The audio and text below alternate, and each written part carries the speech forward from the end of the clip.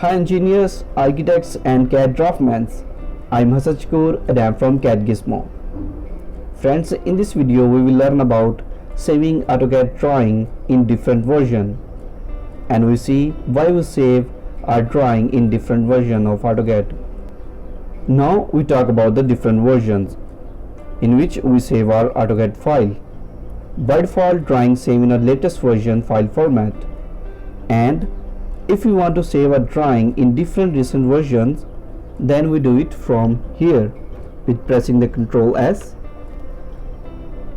Now the dialog box to save the drawing will open, and if I click here, these are the file formats available to save the drawing, and here is DWG, DWS and DWT file format and DXF file format with the different version 2007, 2010, 2013, 2018. So in this way we can change our file format.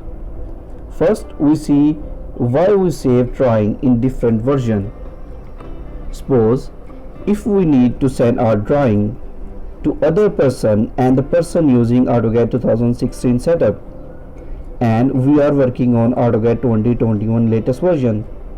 Now if we send our drawing file to the person, then our drawing file will not open in 2016 setup. So we should save the drawing in most recent version like 2006 or 2004. So everyone can open our drawing file if we save it in 2004 or 2006 setup. That's why we change the drawing version of AutoCAD file. And how we do it? With pressing Ctrl S and click here. Now here is our different file versions. If I want to save it 2004 and click on save. So in this way we save our drawing in different version. You can also save it as a template, as a DXF file, as a DWG file also. So guys, this is the video about saving AutoCAD drawing in different version. I hope you like this video. If you like this video, please leave a comment. And architects, engineers and CAD draftsmen, take care yourself and see you soon in the next video.